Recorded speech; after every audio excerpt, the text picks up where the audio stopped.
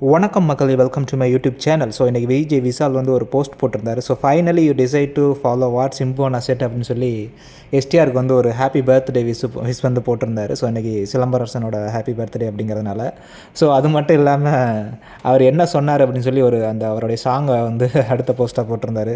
So பேசுகிற வாய் 1000 பேசட்டும், கேட்குற மூடில் நான் இல்லைடா அப்படிங்கிறது மாதிரி. ஸோ ஏகப்பட்ட விமர்சனங்கள் விஜய் விஷால் மேலே இருந்தாலும், ஸோ ஏகப்பட்ட விமர்சனங்கள் மீன்ஸ் அந்த ஒரு லவ் கண்டென்ட்டை வச்சு தான் அவ்வளோ விமர்சனங்களும் விஜய் விஷால் மேலே இருந்துச்சு.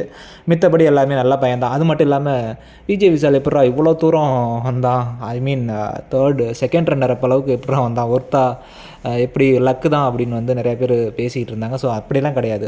சக்ஸஸ் இஸ் நாட் எ லக்குங்க, ஆக்சுவலாக இட்ஸ் எ சாய்ஸ் அப்படிங்கிறது வந்து நான் ஒரு இடத்துல படித்தேன். ஸோ என்ன அப்படின்னு பார்த்தீங்கன்னா, விஜய் விஷால் வந்து அந்த லாஸ்ட்டு எபிசோட்ஸ்லாம் பார்த்தீங்கன்னா உண்மையிலே செமையாக பெர்ஃபார்ம் பண்ணியிருப்பாப்புல அந்த பையன். ஸோ அதுக்கு வந்து நம்ம கண்டிப்பாக வந்து அது அவ்வளோ சாதாரணமாலாம் எடுத்துக்கிற முடியாது. ஸோ அந்த டிக்கெட் டு ஃபினாலே டாஸ்க்லாம் பார்த்தீங்கன்னா அந்த பெல் அடிக்கிறது, அந்த ஃபோட்டோ ஃபயர் பண்ணுவாங்கள்ல, ஸோ அதுலேயும் பார்த்திங்கன்னா அவ்வளோ ஃபயராக விளாண்டார் நம்ம விஜய் விஷால். ஸோ அந்த தீபக் அந்த ஃபோட்டோ எடுத்து எரிக்கும்போது தீபக் வந்து அருணோட ஃபோட்டோ எடுத்து அடிச்சிருப்பாப்பில். ஸோ அதனால் விஜய் விஷால் வந்து தீபக்கோட ஃபோட்டோவை செம்மையாக எடுத்து அடிச்சிருக்குது.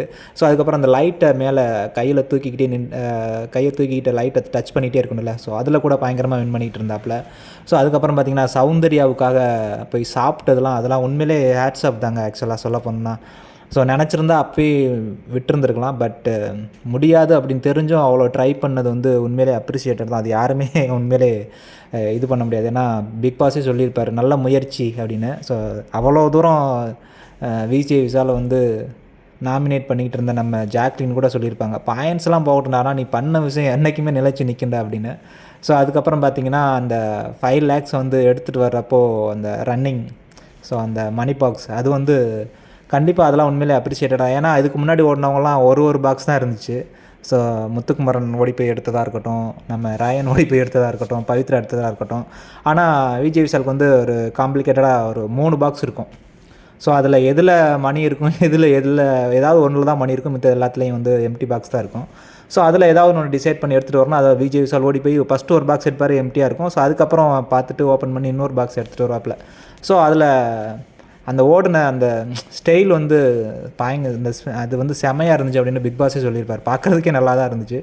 ஸோ இந்த மாதிரி விஜய் விஷால் வந்து from bottom to scratch to அந்த இடத்துக்கு வர்றதுக்கு அவ்வளோ கஷ்டப்பட்டுருக்கார். நம்ம ஈஸியாக சொல்லிட்டு போயிடலாம், ஸோ இவ்வளோ தான் விஜய் விஷால் அப்படின்னு.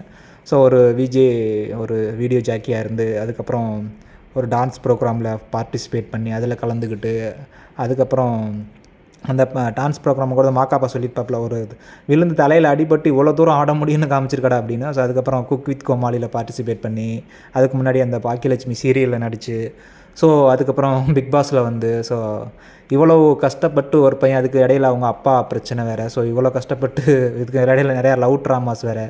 ஸோ இவ்வளோ கஷ்டப்பட்டு வந்த ஒரு பையனை நம்ம ஈஸியாக வந்து சொல்லிட முடியாது. ஸோ அவங்களுடைய பேட் சைடு ஒரு சைடு பார்த்தாலும் அவங்களுடைய நல்ல சைடு நிறையா இருந்திருக்கும்.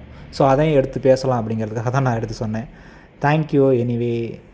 வேறு ஏதாவது அப்டேட் இருந்தால் நான் சொல்கிறேன்.